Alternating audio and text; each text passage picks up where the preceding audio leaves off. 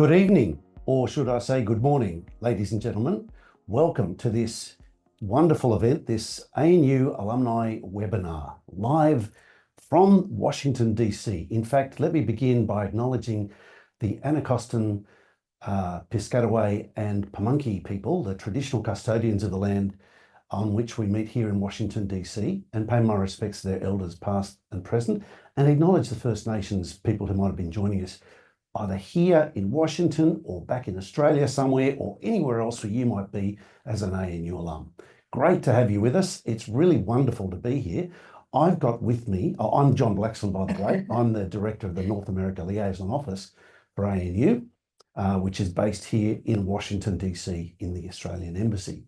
I'm very lucky to have with me Helen Zhang. Helen is a legend. She is the ANU alumna of the Young Alumni of 2017, and she is a former diplomat.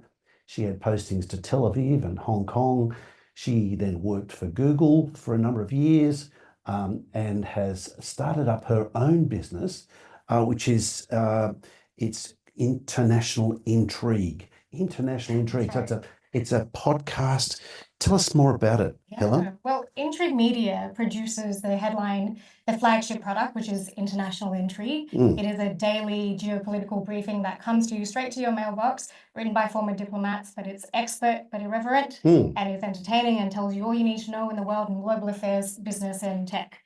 Which is why we've got Helen joining us, because we knew she'd be bang on the money, she'd be great value, and would get the most out of Ambassador Kevin Rudd, who has yet to turn up. He's actually tied up with a meeting, so he'll be here any tick of the clock, but he's on a very important phone call. You won't be surprised. He's as busy as, right? And it is really amazing how busy his schedule is. But I want to also acknowledge the chair of the ANU Foundation in North America, Mr. Scott Leib. Scott is an ANU alum as well.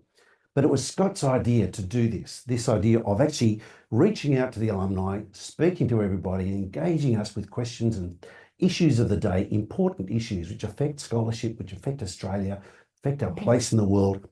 And also to just flag that the ANU Foundation that he chairs is the ANU's philanthropic arm here in North America, in the United States. So that's the end of the philanthropic pitch, if you like, but it's a big part of what we're doing here. And so let me just touch on a little bit about the office here. The Director Office, the ANU's North America Liaison Office. So I've got a colleague, Martha Evans, who's not in the room at the moment, but Martha and I are the North America Liaison Office.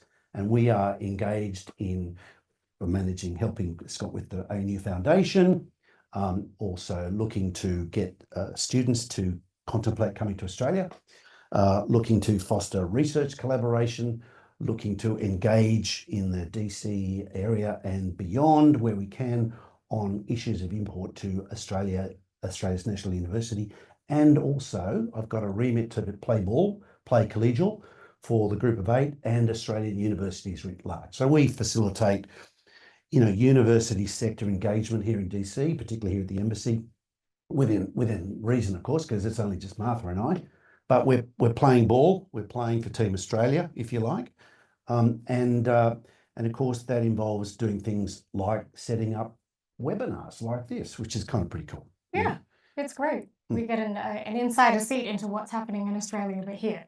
Well, and that's the interesting thing about being in the North America Liaison Office, because we're plugged into the Embassy. We're really able to network with people and find out what's going on in terms of science collaboration, opportunities, because a lot of other embassies, a lot of other universities, I should say, they want to find out about Australia. So they come to the Embassy, they come to the folk in DFAT, they want to find out, and they roll out Martha and I for the Punch and Judy show, if you like, talking about research collaboration. And I guess one of the things we do is we talk about how many things Australia and the United States have in common. Yeah, that's right. Which is kind of one of those things that's in the news at the moment, a little bit controversially, obviously, but we forget that Australia and the United States, they're continent-spanning, federal, bicameral, constitutional, broadly liberal, English-speaking, New World, cosmopolitan democracies. That's right. There's only 3 in the world. Yeah. The other one, of course, is Canada, right? But so the pitch is, and I make this point to people here in the United States whenever I get the chance, and I encourage people to reach out to us if they're interested, is that, you know, if you're an American student or American researcher wanting to come to Australia and do some collaboration with us, you're not going to have a better place to go. World-class education, world-class research collaboration.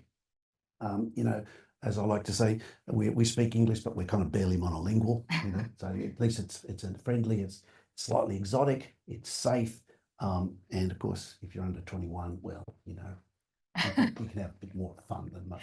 Check out Loose Heads. I thought I'd work that in somehow. There you go. I mean, I think, you know, the ANU is such a wonderful place, which is why I was able to luckily go there for my undergrad. And I think it was such a game-changing experience for me, because it not only showed me how diverse Australia actually is, but it was gateway into the rest of the world in sort of pioneering a lot of students' curiosity in engaging with the rest of the world in this international space. Great. And I think there's a similar story for Ambassador Rudd. So really excited to talk to that today. And Ambassador Rudd is just about to join us. He's walking in into the magnificent ANU office cum studio at the ANU.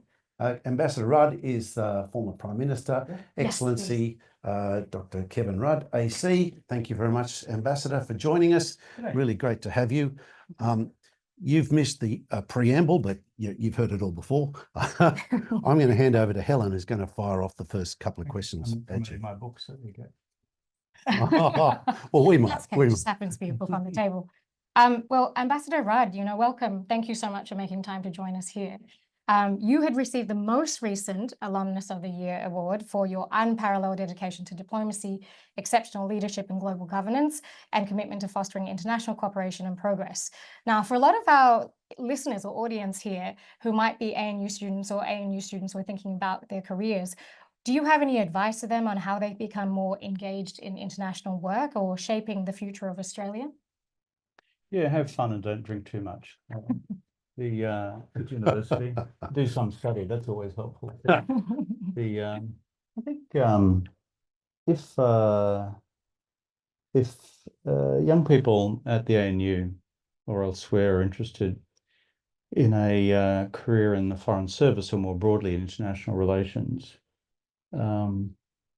I strongly encourage people to take seriously what they call in the academy area studies, which is you can either go to by way of 2 approaches. You become a functional expert, which is either as in strategic studies, international relations, in international political economy, IPE, in international law, etc., or pure economics, or you specialize on China, on India, on Japan, or frankly, the larger economies of Europe like France and Germany. What I'm saying is there are bucket loads of functional specialists in the world, and there is a paucity of area specialists in the world. The ideal cocktail is both. So if you are passionate about studying, let's just say, strategic studies or IPE, international political economy, then learn Chinese, learn Japanese, understand Chinese history, understand Japanese history, understand the Chinese economy, understand the Japanese economy. It's the cocktail, which in my experience creates the most effective type of diplomat or international, shall we say, actor for large companies or for government institutions. Yeah, and I think to some extent, your experience studying at the ANU helped inform your career and perspectives and work here, right? What are some skills you think, you know, future generations of ANU graduates are going to need as we face a world that's changing? Well, I think the important thing, as I said, when you're at university, is don't get overwhelmed by everything. I mean, the world's a big place and it's tricky. I mean, I'm 66 years old. I find it quite tricky. And everyone does. So often young people say, oh my God, it's just too hard. It's so big, it's so complex, so dynamic. What's happening in the United States? What's happening in China? What's happening in Australia? What's happening in the rest of the Indo-Pac? What's happening in Europe? What's happening in Ukraine? I think I'll just go and grow radishes instead, you know. Yes. So first point is don't get overwhelmed by all that. I think the second point is, again, you're going to be best at that which you like doing naturally. So therefore, if you have a natural interest in China, in India, in Japan, in Indonesia, Indonesia in particular, in the Pacific Island countries, or in Europe or in North America or in Russia, pursue that because you're going to be best at it. And similarly, if you've got a passion for the law, you've got a passion for economics, pursue that as well. And these things will shake down once you get through to the end. Do not underestimate the importance of, however, of language. I know you'll all look at your large language learning models, your LLMs, and you'll know that AI is going to be able to speak for you soon. That's just nonsense. At the end of the day, when you're dealing with real live human beings in an international negotiation, they want to know whether you've taken some effort to understand language, culture, and history, as opposed to just being some sort of robot who goes bar, you know. And here is my automatic translation device, and just listen to this. Blah, blah, blah, blah, blah. Doesn't work. No, even with the AI glasses, it doesn't work. I think, you know, what are some of your most favorite memories from the ANU, if you might be able to share things that you think have really helped shape your career and perspectives in what you do today? I know that you were at Bergman College. I was also at the colleges and next door in Johns. Okay, we've all got our problems. Yeah. That's okay. We'll forgive you for going to Bergman. But what are some of your sort of favorite memories? I spent a semester at Ursies. Oh, did you? Yeah. Okay. And so that's when I came back to complete my honours year. What I enjoyed in those days was being able to roam the shelves of the Menzies Library and through the Chinese language collection, and just discover stuff quite randomly that lit up my intellectual lights. That's one thing. So I know sort of cruising the stacks is probably not something which comes naturally to mind for your average ANU undergraduate these days, but that was a bit of fun. Secondly, those lecturers and tutors who help light up your lights, get to know them personally. They're not just sort of revered objects in the firmament. They're real live human beings with whom you can have a conversation. In my case, when I was studying Chinese, I was particularly inspired by Pierre Ryckmans, who was one of the most formidable sinologists in the world, who taught us second and third year Chinese, classical and modern. And he was just captivating. So, and at lunchtime, he used to take us in Tai Chi classes down next to Sullivan's Creek. In those days, this was seen to be completely batshit crazy because no one knew what Tai Chi was. You know, so you're sitting out there doing your, stroke the bird and all that sort of stuff. And then these students walking by saying, who the hell are these people? That was kind of fun because it was, Tai Chi on the grass with one of the most formidable sinological minds in the world who knew his classical Chinese and modern Chinese backwards, product of decades of scholarship, and a very decent human being who would spend time with you as a student. So that was kind of fun. So look, I know your book, it's kind of hot property. Everyone's been wanting to read it. And of course, your other one, The Unavoidable War. They're pretty significant contributions to our understanding. I wonder if you just wouldn't mind just explaining why you went there with these two books, what inspired you to write these books, and what would you say is the key takeaway from the two books? Okay, happy to answer that on the condition this is not seen as a book promotion. Correct, and it's my fault, not yours. That's fine. all royalties go to the National Apology Foundation anyway, so Right, I yeah, don't yeah. score any of them privately. Yeah. The reason I wrote The Avoidable War 2 years ago was I wanted to think through carefully a realist framework for managing strategic competition between China and the United States, which reduced the risk of each side blowing each other's brains out. That's kind of what I was on about. So manage strategic competition, which is about defining clearly red lines, defining clearly areas of non-lethal strategic competition in the economy, technology, trade, investment, ideology, and then leaving space for areas of collaboration between the two powers on global public goods, like climate, like the next pandemic, like finding a cure for cancer. And that sort of framework, I think, was a useful one to advance. I think there are folks in both the US system and the Chinese system, well before I came here as ambassador, who had read this stuff, the extent to which it influenced their thinking, matter for them to answer. The second book, which is purely about Xi Jinping, is not about US-China relations per se. It's not about Chinese strategic priorities, because those are both dealt with in The Avoidable War. What this book seeks to deal with is not what China under Xi Jinping is doing in the world, but why. It's a book which seeks to identify Xi Jinping's governing ideology.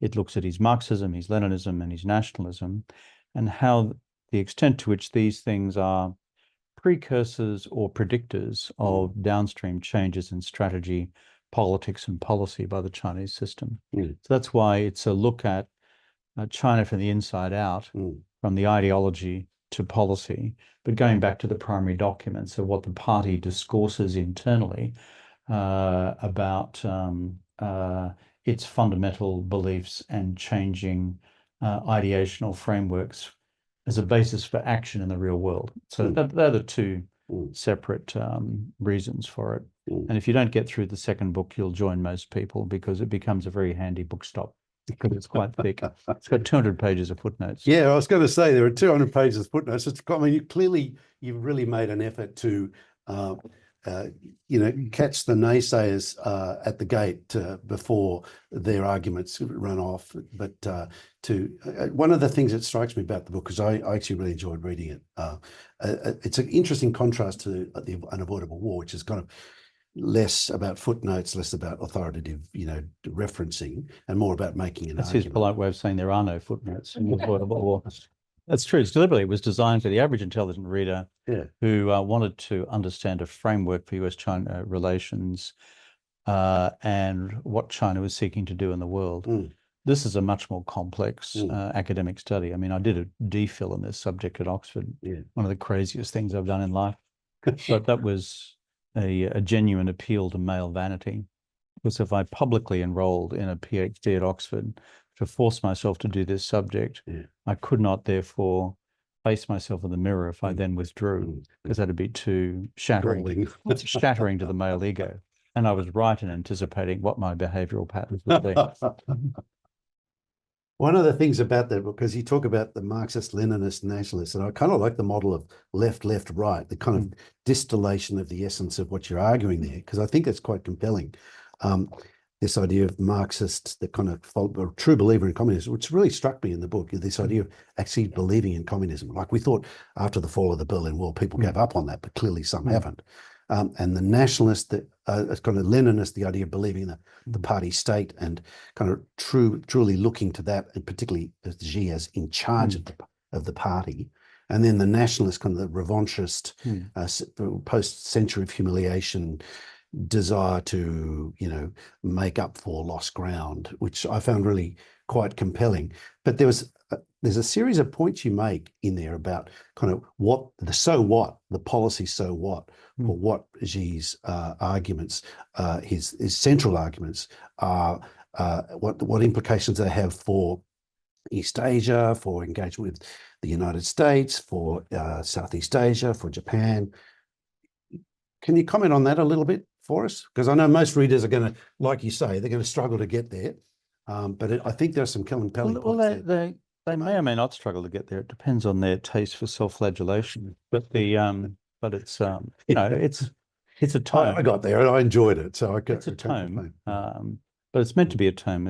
It aims to prevail in an intellectual argument. An intellectual argument is that for the Chinese Communist Party system, ideology matters. Yeah. Xi Jinping spends 20% of his time on ideology. Right. Thirdly, he's changed the ideological orthodoxy of the party deliberately. Yeah. And fourthly, he hasn't done that for fun and for a frolic or for fictional purposes. He's done it because he knows that within the CCP ecosystem, ideology sends this fundamental message to the entire 105 million members of the party: we are changing course. And so what I sought to do when I undertook this DPhil program was to say, well, what change? What ideological change? And I didn't actually begin with the premise that he would be a convictional Marxist-Leninist. I knew he was a nationalist, but I didn't know that he was such a convictional Marxist-Leninist. But if you read the primary... That's a really striking feature of your rationale. Yeah, if you read the primary documents, however, you're left with no alternative conclusion. What's it mean in the real world as opposed to the theoretical world?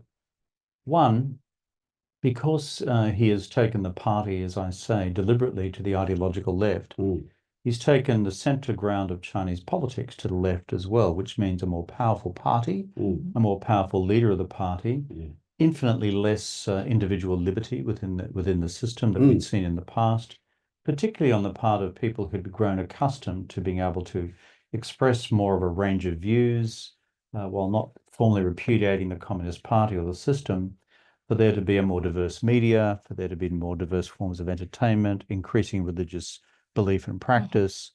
In other words, dare I say it, a more liberal society, which had been emerging by the time we got through the second term of Hu Jintao, with whom I was in office when I was Prime Minister of Australia. Xi Jinping had only just taken over by the end of my period in office. On the economy, he's deliberately moved the centre of gravity of economic policy making to the Marxist left, away from the market, towards the state, away from the private sector, towards the party, away from entrepreneurs, towards industrial policy planners, away from the market, towards 5-year plans. And the net consequence for that in the real world, I argue in the book, is that it fundamentally affected the competence levels of China's entrepreneurial elite, who had driven economic growth for 3 decades. So people look for an explanation as to why the growth rate was coming down. The private sector was saying, oh, the rules have changed.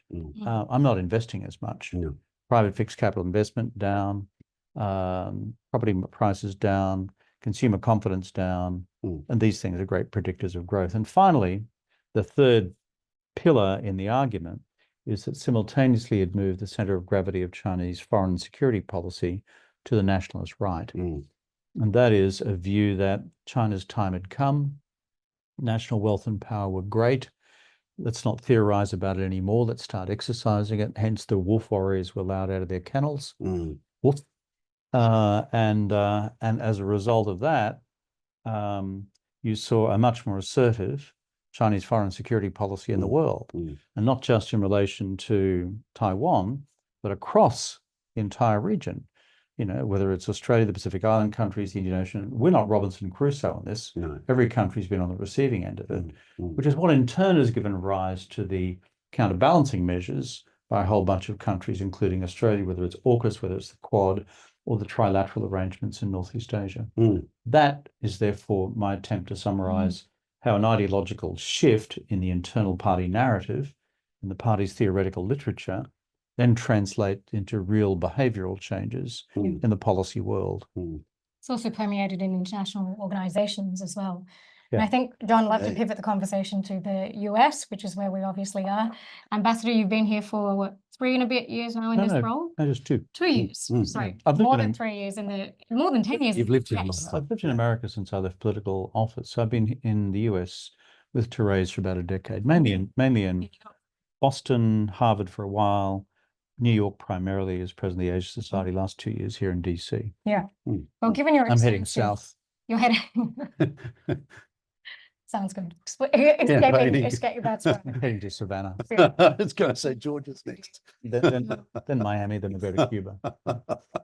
Well, given your extensive experience here in Australian politics and diplomacy, and with the private sector engagement as well, how do you see the sort of future trajectory of the US-Australia alliance in the public space as well as the private space? And what areas do you think, we've done well on? And which areas do you think require more collaboration? Because I think once I've spent a little bit of time here in the US, and what I've learned from this time is that it's really, truly, in some ways, pay-to-play society, and there's a lot of really interesting parts of US society, but the US Australia alliance outside of the public sector is also a big part of all of this. So taking a holistic approach, what's your... It's a huge relationship. Remember, we are here in the midst of the largest economy in the world. Yeah. We're here in the midst of the most formidable military power in the world. We're here in the midst of the most formidable technology power in the world. Look at the combination of the tech platform companies and their domination still of the innovation space. And we are also in a country which is our longest continuing security policy partner through the ANZUS Alliance, which is 3/4 of a century old. So put all that together, there's a lot of stuff going on. Yeah. So what brings these countries together over the ebbs and flows of individual administrations and governments back in Australia? Some 14 US presidents and 16 Australian prime ministers over the last 75 years, is that they're anchored in our common view of democratic system, and our common view of our national interests in terms of our underlying security, which in Australia's mind was deeply anchored in the existential experiences of the Second World War. Those fundamentals tend not to change, but the relationship is beyond the alliance. It incorporates, as you just said before in your question, this entire realm of the private sector. Let me give you an example. In the last week, I've convened here in Washington what we've called the Australian Super Summit. That brings together all of our pension funds to Washington and then subsequently New York. As a result of bringing their enormous investment capacity to this country. And remember, through our national savings policy, over the last 40 years, we now have $2.7 trillion US funds under management, which in global terms makes it the 4th largest source of investable capital in the world. Bringing it to Washington has caused policymakers and financial sector elites to sit up, take notice about how big this is. This quantum, for example, is bigger than the sovereign fund of the Kingdom of Saudi Arabia. It's bigger than Saudi Arabian Emirati sovereign funds combined. It's bigger than the Singaporeans, Temasek and GIO. This is a big lump of investment capital. So we're able to bring together the Secretary of Treasury, Scott Bessent, the President's Director of the National Economic Council, Kevin Hassett, the newly appointed Secretary of Commerce, Howard Lutnick, together with the CEOs of major financial services firms like Jamie Dimon, Steve Schwartzman, Larry Fink, Jane Fraser, the CEO of Citi, and we also had CEO of Macquarie from Australia, Shamara, as well as we had the president of Microsoft, Brad Smith. Why was that all possible? Not just that we share common values, not just that we share common interests, but Australia now brings these enormous assets to the table. So we're not just a nice bunch of people. We're not just a loyal ally. We're not just got an interesting bunch of rocks, though we do have an interesting bunch of rocks, critical minerals and non-critical minerals. And we are the biggest mining company in the world, which also commands respect here. We are now a phenomenal source of private capital. So when you speak of the totality of this relationship, it's both where we are in terms of G to G, government to government, but where we are G to B government to business, and B2B, which is huge. And then it's U to U, university to university. That's right. And zooming out from that, we've got in the last few years, we've seen AUKUS and Quad, these arrangements really gain a lot of significant development. I know they've been around, well, Quad has been around for a little while. But how do you assess their impacts on the region, both in terms of the Indo-Pacific and broader region encompassing AUKUS? And what are the next steps for these partnerships for Australia? Well, let's take Quad first. This has existed as an initiative coming out of the first Trump administration. It's been consolidated during the Biden period. And now we've had a series of Quad summits involving India, Japan, Australia, and the United States. And the first official meeting of the Secretary of State, Marco Rubio, after his inauguration and the swearing in of the new president, was a Quad foreign ministers meeting here in Washington. Penny Wong, our foreign minister, attended, and this is front and center to what I referred to before as strategic rebalancing across the Indo-Pacific. It is an important instrument of combined strategy and policy between these four democracies.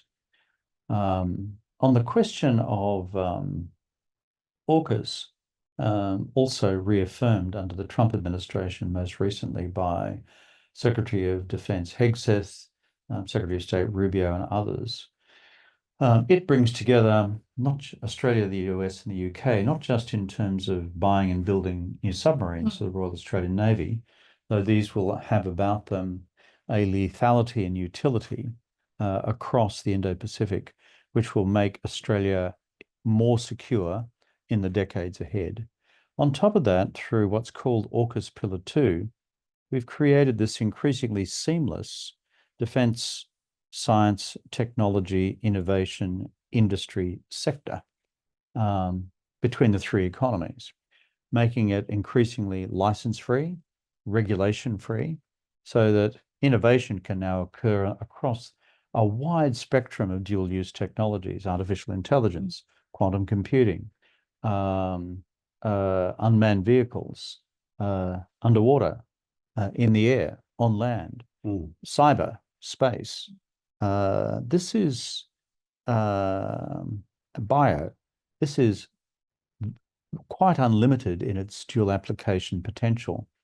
And uniquely, Australia now has a virtually license-free environment to operate here, a privilege which only two countries in the world now have, us and the Brits. And that's the work we've been doing here at the embassy the last 2 years. Now it's for the private sector and universities and the research sector to take advantage of a new set of rules and laws which came into place here in the United States as of the 15th of October last year. So they're barely 3 months old.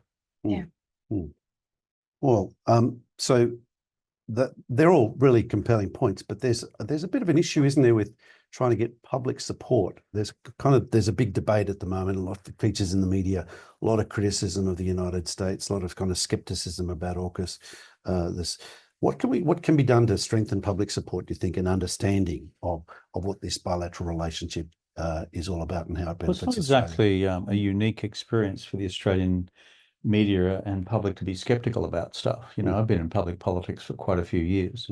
The first instinct, quite correctly, of most Australians is to be skeptical. It's probably one of our commanding virtues.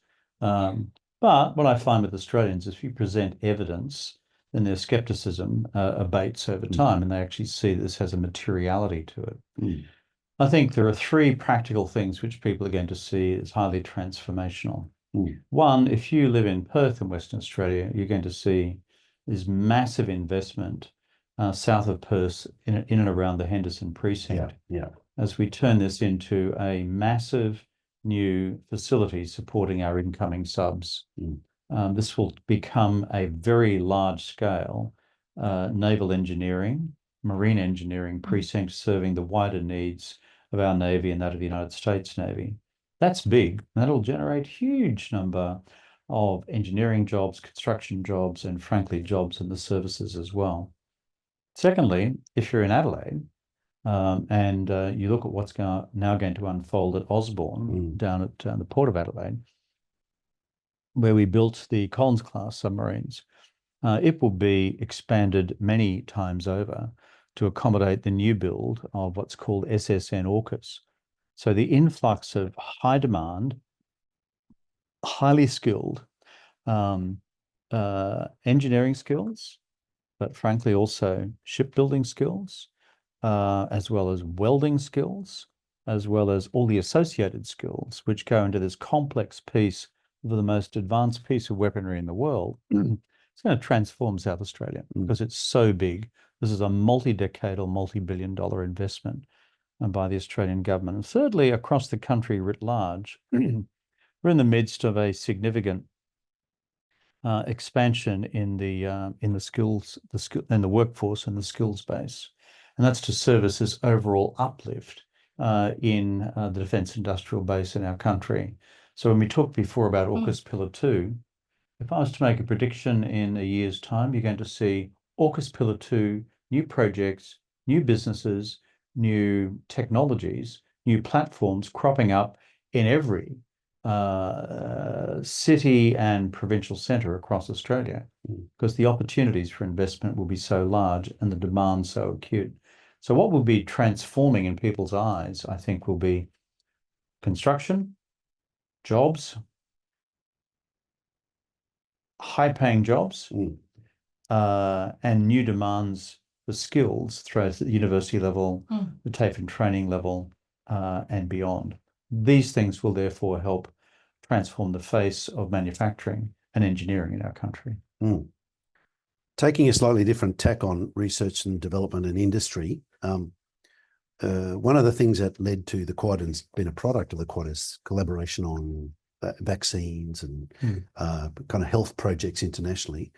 I'm wondering if you want to perhaps comment on what our opportunities are for research and development cooperation with other universities, with other nations in Southeast Asia and the Pacific, and with perhaps with India and Japan as well, that are kind of there waiting to be taken, you know? Well, let me start with the United States because I'm the ambassador here. Yeah. And then let me rampage beyond my remit into the rest of the region. You think I was joking, don't you? That's happened before. Oops. We have 43 universities in Australia, last time I did the count. We have a significant number of universities in the world's top 100, measured against their research output. This country, there are something like 750 universities in the United States. You go to the Ivy League alone, there is top dozen or so in this country. The research budgets of these universities here in the United States is mind-boggling. The endowments are mind-boggling across the life sciences, across the physical sciences, across astronomy, astrophysics, and the new frontier technologies. Then you go to this phenomenal system of national laboratories. There are 18 national labs here in the United States. I visited one the other day down in Tennessee called Oak Ridge, where these are so cutting edge in terms of where, for example, quantum goes next, that it is breathtaking. But here is the important thing. Our own national lab ain't bad. It's called CSIRO. And CSIRO, with its 6,000 or 7,000 researchers, is the match of these labs on an individual basis.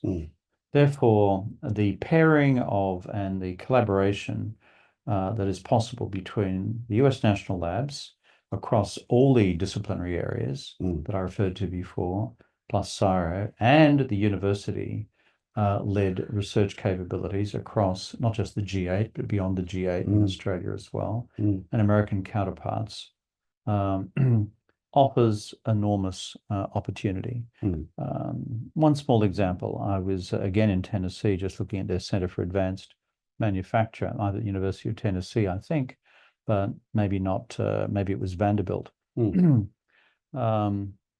University of Tennessee in Knoxville. The opportunities for simple collaboration there. And if you actually do the data with each one of these universities and ask them to give you how much faculty by faculty collaboration there is with Australia, it's mind-boggling. So therefore, what are the pillars of collaboration here? Culture, common values. Defence, reliable allies, the military. Thirdly, investment, our investment funds. Yeah. The pension funds, the superannuation funds, our sovereign funds, Macquarie, the largest infrastructure bank in the world. But there's a further pillar as well. Let's call it the fifth pillar, which is the research and innovation sector across the universities and the national laboratories and the specialised institutes, whether it's Peter Mac in Melbourne or whether it's QIMR in Brisbane or others like it around the country and their counterpart institutions. This is a really rich domain. Furthermore, if we can unleash more effectively out of the pension funds a more mature venture capital sector That's right. in Australia to take the product of the university research parks and to take them through early cap to middle cap to maturity, then I think we're starting to cook with gas. So this is the next pillar to develop more effectively. One of the things that struck me being here in the States is how little we are conscious of this in Australia, the level of research collaboration on a academic to academic level. I mean, the number of publications that are being undertaken by Australians collaborating with American counterparts is extraordinary amount of work. But also the number of Australians who are here just doing brilliant things in the academy. Like on Australia Day, in the Australia Day gala, gala, here at the embassy, an event that I've organised in my spare time, and my team's organised. We make a point of honouring the Australian expatriate alums who are doing extraordinary things. Take one, Terence Tao, a mathematician from University of California in LA. Brilliant. One of the most brilliant mathematicians in Adelaide boy, but he did spend time at ANU. Okay, there you go. Claim him. So he has an ANU redemptive clause. But every time you go somewhere in this country, in the job that I have, you are running across these prominent academics and researchers, and frankly, corporate leaders as well, doing remarkable things. But the reason I've emphasized the America part of the answer to your question is this is the most advanced university sector in the world. Yeah. Get with the strength. Think of then other collaborations with Japanese universities, Indian universities, and others within our region, including Singapore. No, that's great. Yeah. Well, I mean, as we're now heading into, I think, towards the end of the session as well, I would love to hear your thoughts, Ambassador, on how you think about the international world order now and the sort of... It's going great. It's going great. Yeah, good vibes. I mean, any thoughts that you might have to share on what Australia's role might be in sort of this new world order? Well, I first joined the Australian Foreign Service back 44 years ago. There's a great photo of you with the long hair that I think you're still doing the round somewhere. That's good. Yeah. That was when I used to say, "Hey there, groovy chick," and all those 70 type things. You know. Right. Look at that. Did it work for you though? No, failed miserably. That was but when I joined Foreign Service in 1981, which is a while ago now. It does afford you a certain lens on history. My first two postings abroad were at the height of the Cold War with the Soviet Union. A lot of folks who may be watching this broadcast will not know that the Soviet Union actually existed. It did. Now it's got a different name. It's called the Russian Federation. But that was a period where we were sitting on the edge of the abyss. And if you look at the mid-80s, as the Soviet Union began to crack and Eastern Europe began to crumble, there were multiple crises and the Cold War, at the height of the Cold War, which came close to taking us to points of nuclear confrontation. This was a very dangerous decade. Of course, Gorbachev changed history, as did Reagan in response to Gorbachev. I was in Tiananmen myself in 1989. I was back in Beijing at the time. I was walking around Tiananmen Square for the better part of a week in the days leading up to the massacre, and I've seen that firsthand. So when we stand back and say, "Oh, the world is going through tumultuous change," I would simply ask people to reflect for a moment that we have been through significant cycles of tumultuous change in the past.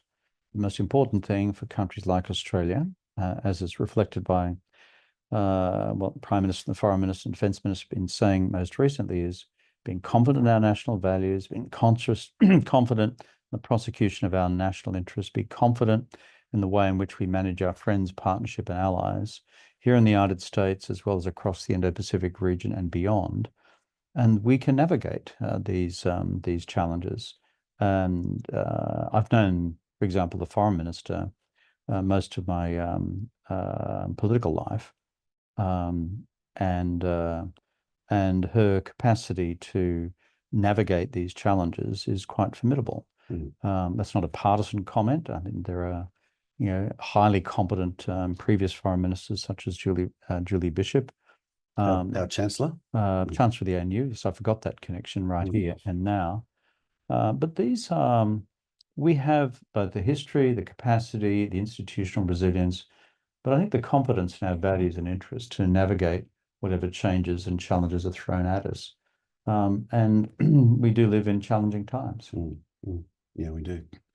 Very uplifting. That's good. Glad to hear that. Yeah, no, because it's interesting because there's a lot of catastrophizing going on. You watch the news.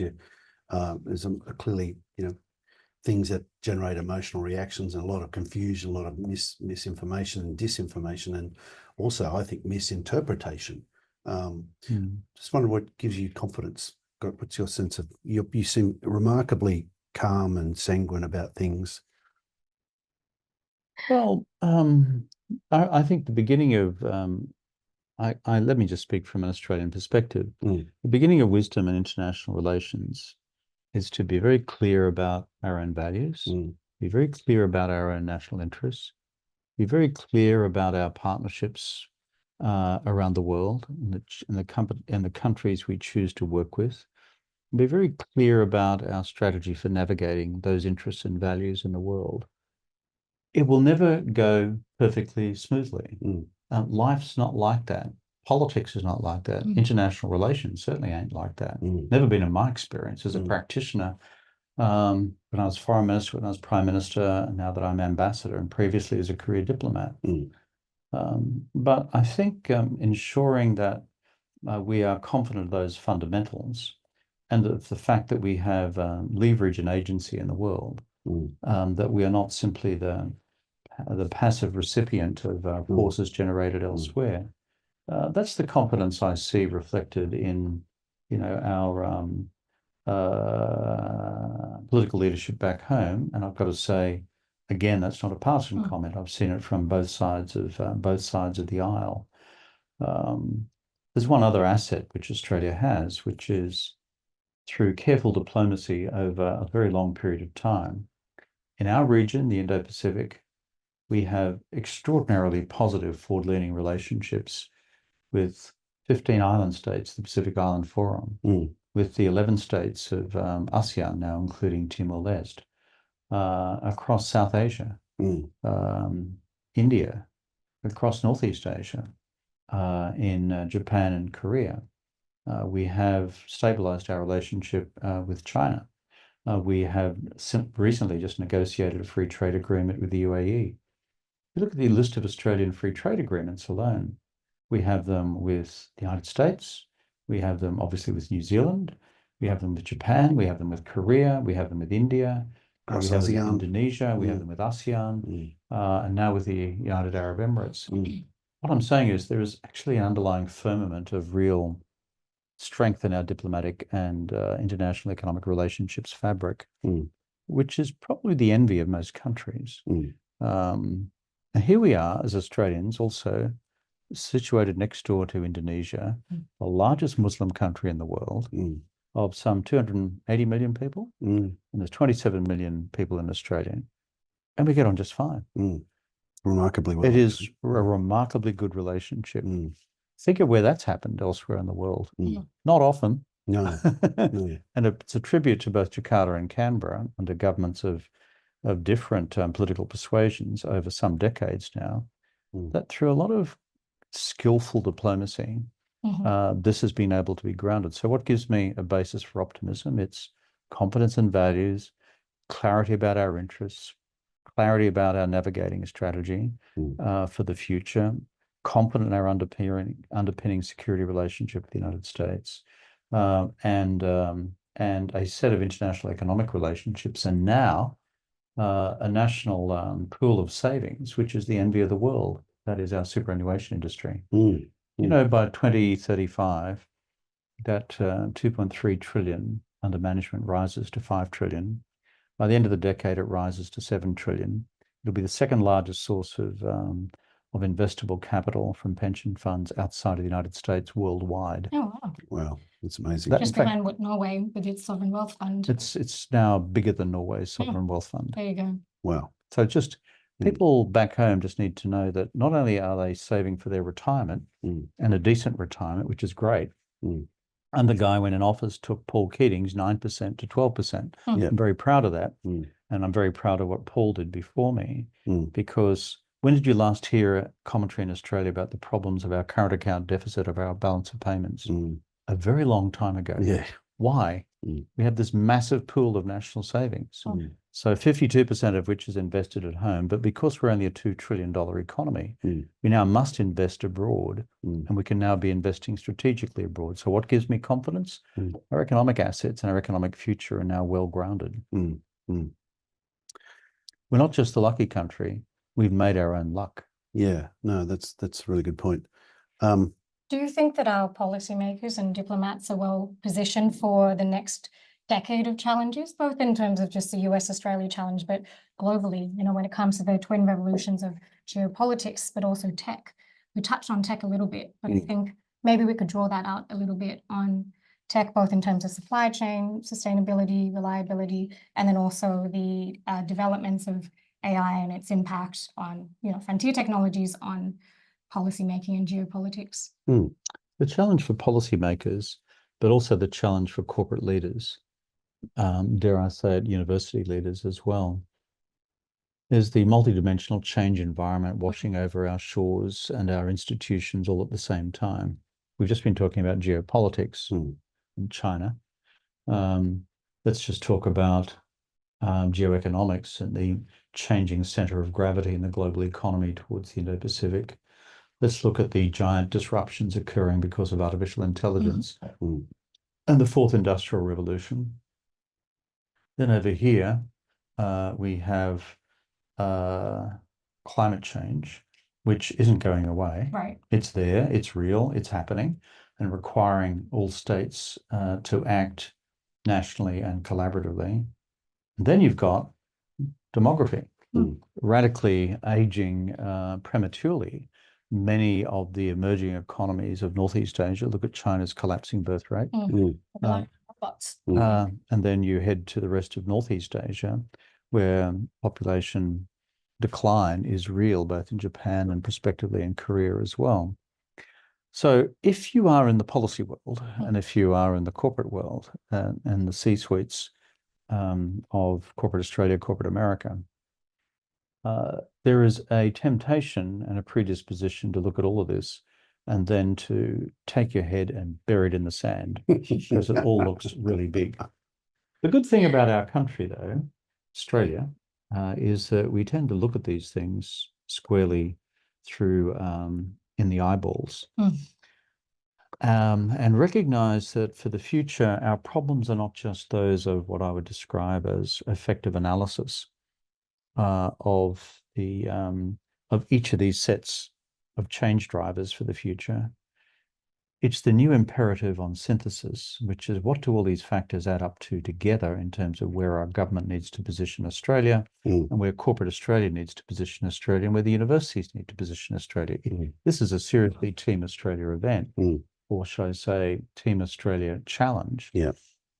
So the imperative for the future is about what I describe as integrative skills, the skills of synthesis to bring multiple disparate schools of knowledge together against a common analytical problem. So you can't talk about geopolitics these days unless you know precisely where artificial intelligence is going to land us in terms of robotic warfare, for example, or in terms of the competitiveness of firms. You cannot talk about classical economics and employment policy without knowing where robotics in firms is going to take you off the back of artificial intelligence. So it is the ability to synthesize and produce synthesized policy responses where the future challenge comes. And that's actually much harder than folks like myself who are trained in the Mesolithic period had to deal with when I was doing Tai Chi on the lawn next to Sully's. Next to Sully's and learning how to sing Peking opera. Now we've got time for probably one short question left. I want to put to you the idea, and you've written about this in the past, and I've written about it too. The idea of a grand compact for the Pacific. Has the time come for some kind of deal that goes beyond the Whalapili Union and beyond that to something more inclusive where we share sovereignty, share responsibility for the Blue Pacific? I think what is really good about the Pacific Island family, and it is one, and I've been chair of the Pacific Island Forum before as Prime Minister of Australia, so you get to know the folks and the cultures in Melanesia, Micronesia, Polynesia, and they're all different. And within those regions and sub-regions, they're all different. I was talking to the Prime Minister of Papua New Guinea over the weekend at the football in the NRL Las Vegas. in Las Vegas. He was just telling me about the size of, take Bougainville, 800,000 people, vastly different ethnicities and language groups to anything on mainland New Guinea. There are something like 600 to 700 language groups within New Guinea itself. Yeah, amazing. We have 350 language groups within. We're barely monolingual, I like to say. So the populations may seem small, the diversity is large. Phenomenal. And by the way, when you say to our friends in Papua New Guinea, what's the population? They will say, oh, somewhere between 7 and 14 million. We haven't quite got around to the count yet. But they've got a census on at the moment. Yeah. My point is, what have we achieved at the Pacific Island Forum? Bringing 15 island states across this vast area of 2/3 of the Pacific into not just a sense of family, but a whole bunch of family collaborative arrangements over the last 50 years. It's a pretty significant achievement. It's the first thing. And the fact that Australia and New Zealand, the bigger islands of all the islands, are part of the family is a good thing. Secondly, I'm proud of the fact that when I was in office, I initiated the Pacific Labour Mobility Agreement, which enabled a whole bunch of people from the region to come work in Australian agriculture.